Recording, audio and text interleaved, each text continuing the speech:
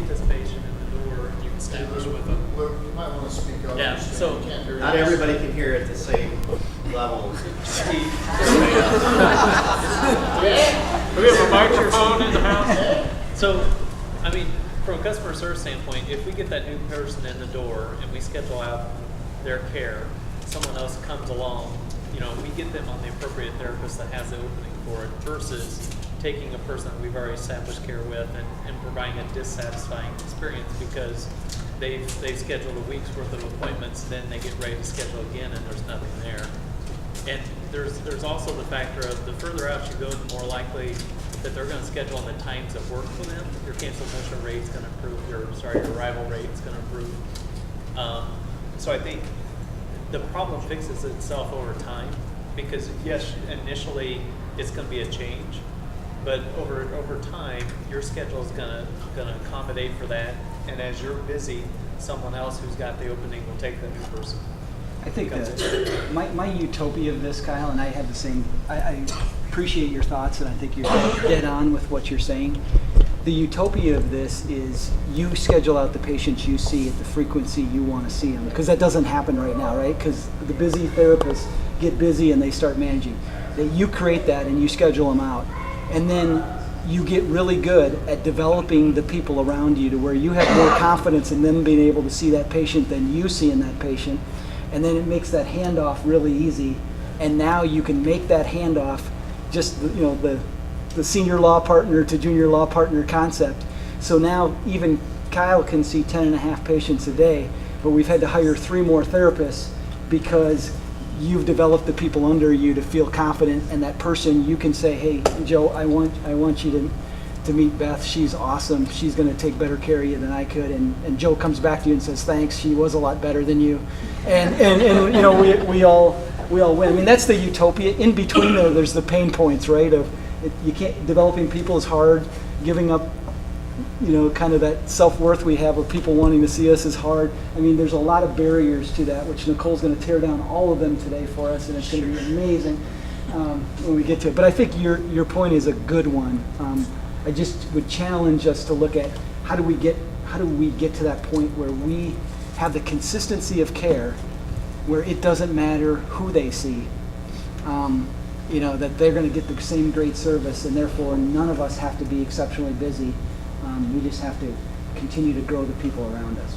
I think one of the things to that point that I think is the barrier right now is with BMS just scheduling them out because we have to do the 5-minute correction every time. That's a big front office issue. I hear that all the time. But Rob, I push back. Jenny, when I asked Jenny that, because I said, Jenny, is this going to make your, she goes, there's a reoccurrence button with, Right. for long, if you're So scheduling people so- out at the same time, Right. they can hit reoccurrence. She goes, oh my God, that makes my life so much that makes it easier. a lot easier. And so that's one thing. Yeah. As long as it's consistent, same time Yeah. appointment, that works. And the other thing too that I think maybe can be corrected with the next BMS upgrade is when you do that, and the thing I like about therapy sources, when you discharge a patient, took out all the future appointments out. So if that person gets sick or whatever, goes back to the hospital, then you got to go in and you got to remember to delete all those forward appointments. So I'm thinking, if when we have discussion with BMS, if there's some functionality that we can do in the system, I think when they're going to reset the clock, that's going to be really beneficial. And also, if there's some sort of way that when the case is discharged by the therapist, future appointments get voided automatically versus, because I know that's happened 3 or 4 times where I scheduled a person out farther, and I discharge them, either they got better quicker than I thought they would, or they got sick. I forgot to take the other ones out because that's just not on top of mind. And then I look at the schedule and it looks like I'm full. And then I look forward and I'm like, oh, I need to delete that 2 days. I need, you know, so I think there's some functionality in the schedule that may be beneficial. I think a consistent approach across, like, from all therapists within the same clinic is going to lead to a more balanced schedule to begin with. So it's not, if one person likes to schedule out and the other person doesn't, then they're going to have more openings next week and they're going to get filled, when maybe if they had scheduled out, you can see really who has more appointments. So a consistent approach across therapists is going to lead to just a more balanced schedule instead of getting some heavier and some not. I think speaking from the patient's perspective, there's an intentionality of saying, you know, this is going to take 2 times a week for the next 5 weeks, and here's the plan we're going to follow over these 5 weeks. This is why we need 5 weeks. There's a buy-in discussion there that speaks to the patient experience and sets the stage for the importance of those upcoming visits, as opposed to, and this is what I fall into, I'm trying to switch, is the, let's go 2 times this week, see how things go, 2 times next week. You have a pretty good sense of where you're going to be, and it's much easier to sort of play with it after the fact. so to speak, kind of master's lens to say this is important twice a week for 5 weeks for these reasons. It speaks to the front-end patient experience, but also the back-end scheduling experience and the therapist experience of not having to worry about it once it's already on paper. So moving on, 10 minutes I just, in. had to giggle because we're going to get some duct tape and put on Marshfield's feet, and I have to stop moving because I see Abby back there moving the camera left. I'm and sorry. right. Marshfield moves right in front of the camera the whole time. I'm going all over the place. And poor Abby's Get my exercise in trying to today. figure all that. So the other things on this report, arrival rate. So that would be the arrival rate for the week, that week. Okay, so it ran Friday. So what was the individual arrival rate for that?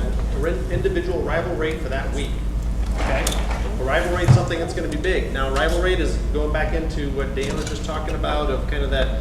We know that our youngest staff have the highest cancellation, the lowest arrival rate in our practice. Okay. So one of the things in Rock U that we talked to Dan and Kyle about is adding the secret sauce. How do you have confidence to set that contract with a patient, have them achieve buy-in so they show up for their appointments? Okay, so that's something that'll be present on this report on a weekly basis. Okay, the other thing that we're going to do is we're going to add the timed units per visit for that week. Okay, it'll be somewhat dependent about people getting their notes done. Okay. And we don't expect that all notes will be done because our policy is to be caught up by the Tuesday of the following week. But rather than running another report and sending it out the following Tuesday, we're going to add for that week, so that you at least get a sense of where people were at for the week. Okay. Now, remember at the end of the month, we're still going to have the individual and clinic scorecards for the time codes. It'll be cumulative, but this will be a snapshot for that week in the past. Okay. So this is the report. Okay, so I'm working with Rachel on making sure she can get all the data. We'll format this, and we'll probably have a little instructional video, when we first send this out. So, okay, all right. So the next thing I was going to show you real quick is back to this. What's the name? What do we call it?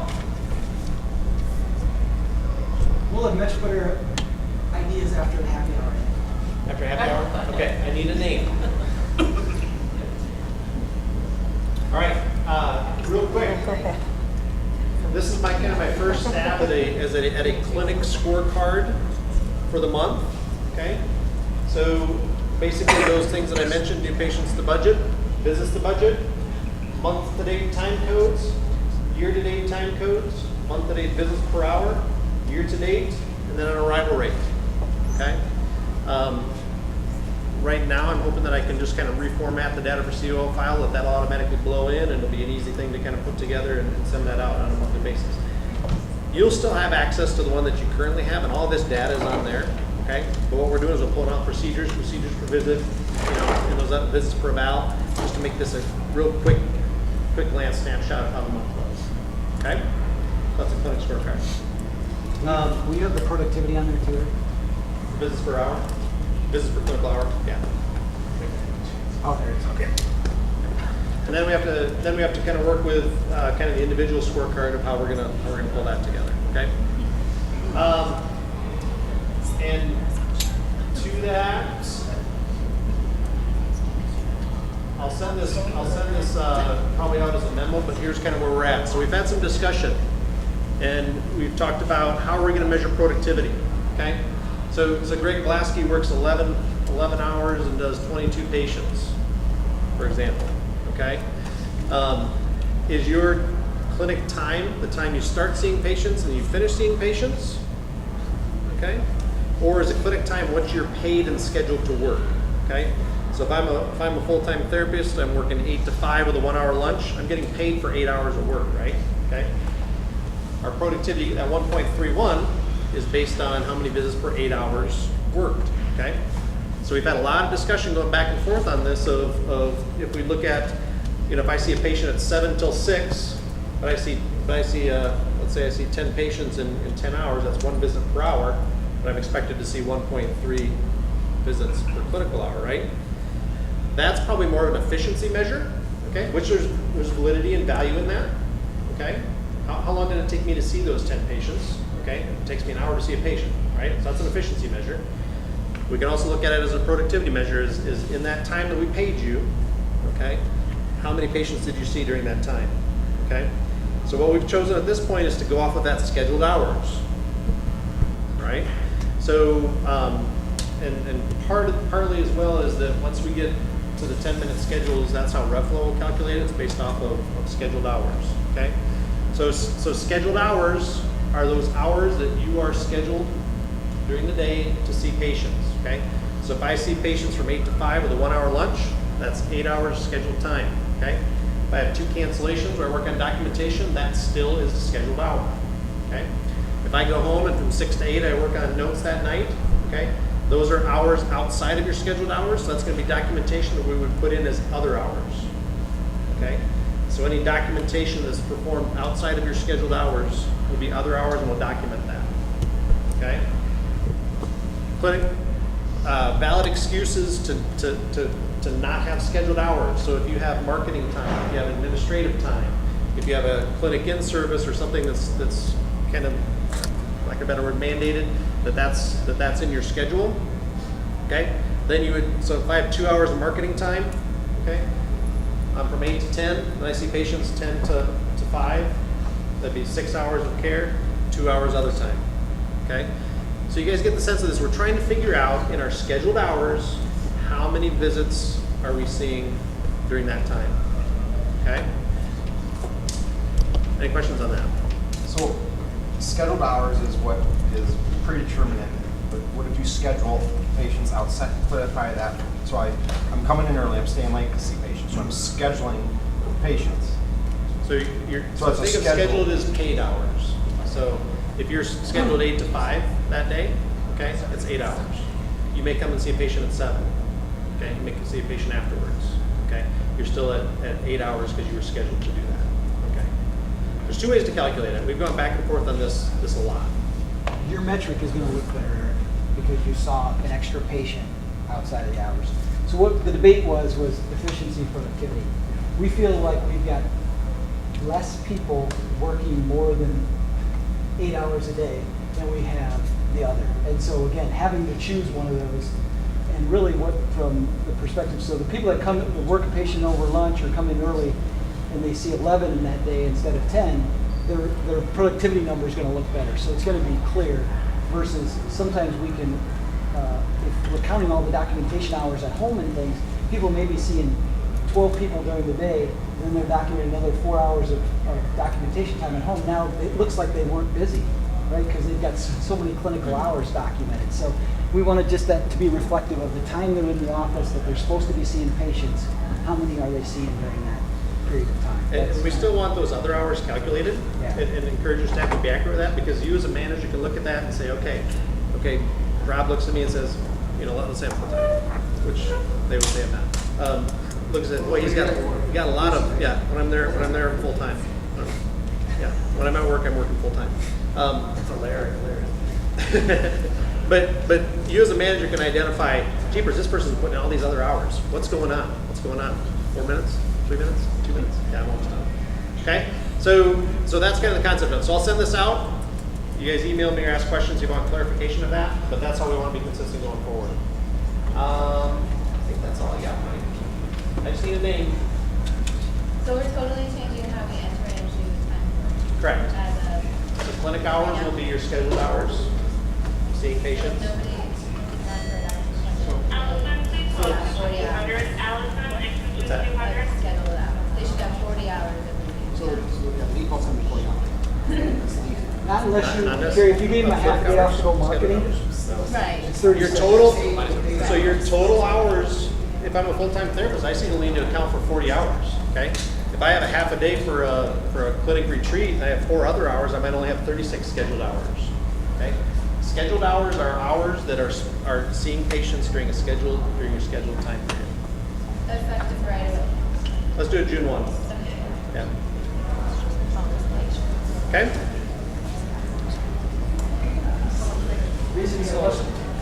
Eric,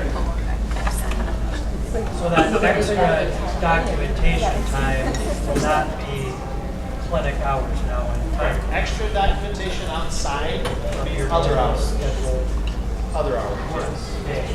It's probably the biggest change Jason just denoted is people who take documentation home Or do it on the weekends, that's other hours now. Where we used to count that as clinical, that's now other hours. So that's the biggest fundamental change. It's coming off the time force. Eventually we'll have the rev flow when the new schedule comes out. We'll be able to pull actual scheduled hours right off the EMR, so we'll have better data, but we want to get good data as soon as we can, so we're going to make that change. Okay? So again, the training part of it, Eric talked about, the talent, tools, and training. Again, that's the reason we're here is to do some of the training. Our onboarding process is getting much better, and then our professional development. So our 2000.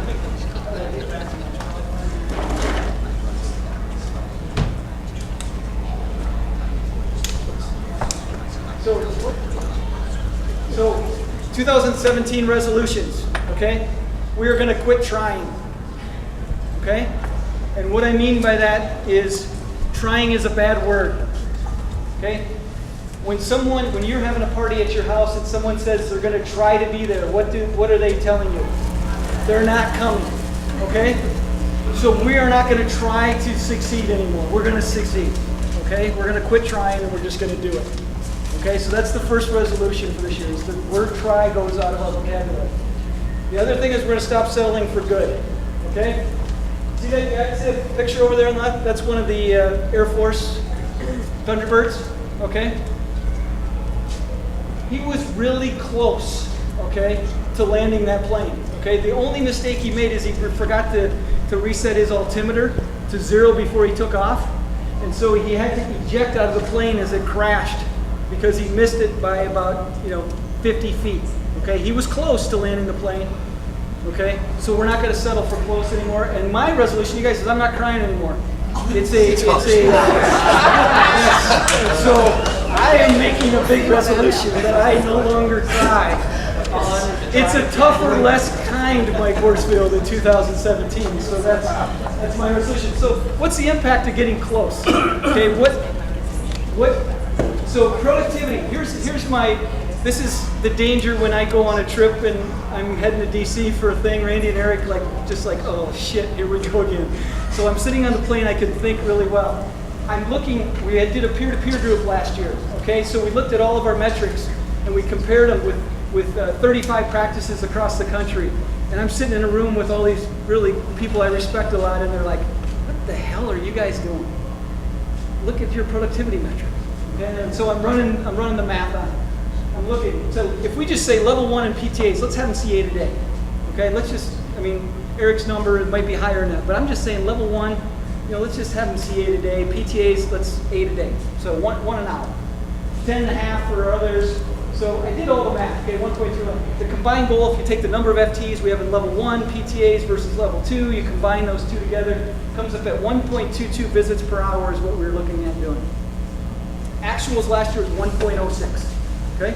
So as busy as everyone tells you they are, everybody was seeing about 1 patient an hour last year, okay, combined.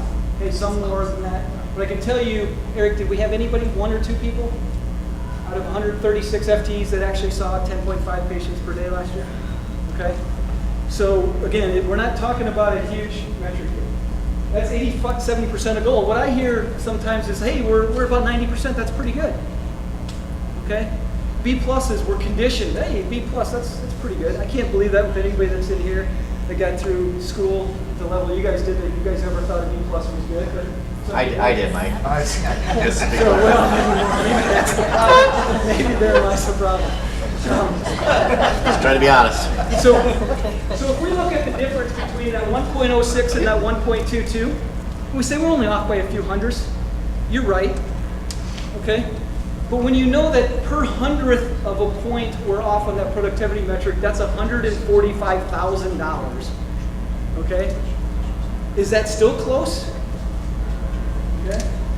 So anybody know what that number totally come up to? So when I did the math and I realized last year was one of our best years ever, but if we would have actually hit our productivity metric and had enough visits to fill up the number of the people we had working for us, anybody know what the total number here is that we're talking? 2.3 million?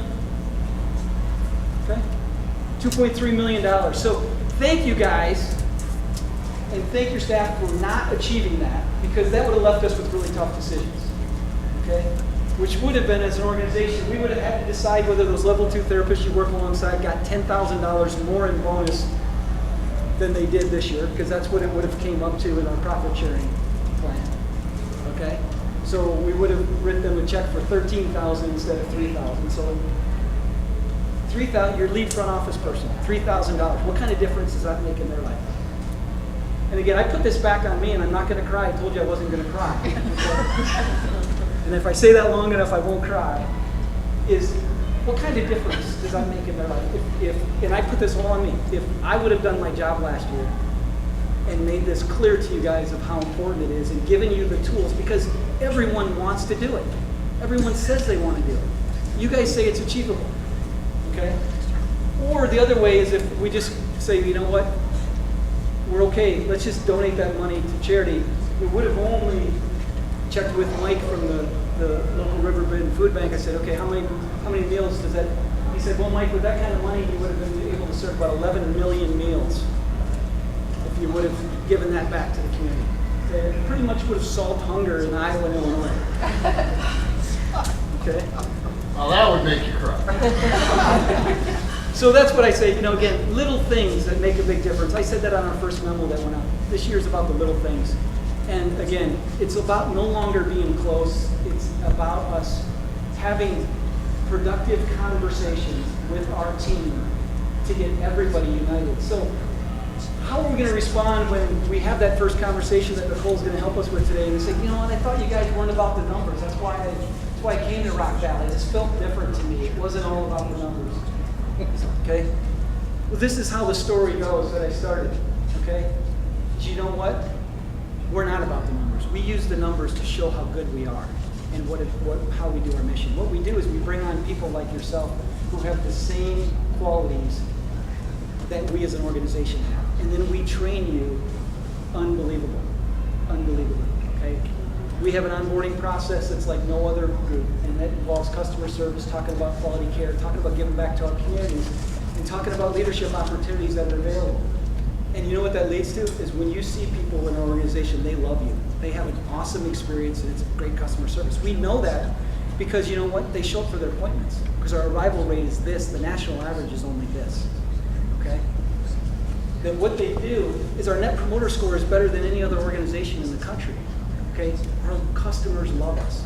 And you know what? They stay with us the entire course of care. That's called a completed course of care. When you see somebody, 90% of those end up completing that course of care. In spite of all the challenges people have with busy lives, they find you relevant enough that they complete the entire course of care with you. That's a compliment to you. Okay? What both of those things do when you enhance customer care, they come back, that grows our company, grows our revenue. Okay? What that does is that they tell their friends and family about it. So your self-directed referral rate will start at 0 and it'll grow to 125% if you do a great job. We know that because we're measuring it, we're tracking it, and that's what our best therapists have, is they have 25% more people asking for them than they have the availability to see in their clinic. And what that allows us to do is bring on somebody else just like you to join Rock Valley and to go to the company. Okay? What that does is increase our stability because now the community is demanding our services. We're not dependent on a referral source to send us because our customers are generating the excitement around the mission of what we're doing. And what that does is the reward of good work is more work. So you're going to see about 10.5 patients a day, which means you're going to come in here, you're going to do an awesome job. You're going to have 40 minutes to spend with every patient. You're going to have an hour to do your paperwork and other things, call people, do other things in the organization. You're going to have a lunch. It's a very sustainable long term. You're going to go home at night knowing you did a great job, but not with anything that makes you sit on a couch and do paperwork while your kids are out playing. What that's going to do is you're going to be very happy about that. Okay? And what happy people do is they tell people about things. And you're going to tell people about Rock Valley. You're going to be engaged in your community because we bring people on here who have a bigger mission in life than just themselves. And when they're involved in the community, what we do when we're involved in the community is that comes back here to increasing stability because we find opportunities that we can expand and grow our company because there's needs out in the community that we can fulfill. And what that does is grow revenue. You know what that does? When we grow revenue, our company grows. And when our company grows, there's more leadership opportunities for someone like yourself if that's what you desire. So that's why numbers are important because they let us know, are we there yet? And are we getting there? And so I say that to you because the last thing I want to come out of today's retreat, Nicole's is gonna emphasize this as well, is not, you know, you go back to Monday morning and say you need to see more patients. What we found out is none of us are very busy. Okay? That can't be the message, right? The message can be, this is how we're going to get everyone doing what we ask them to do, making a difference in our communities by seeing the people that we're expected to see. Okay? So that being done, I think we have a built-in break here, right? So what time are we supposed to be back? Was it? Break was at 9:45.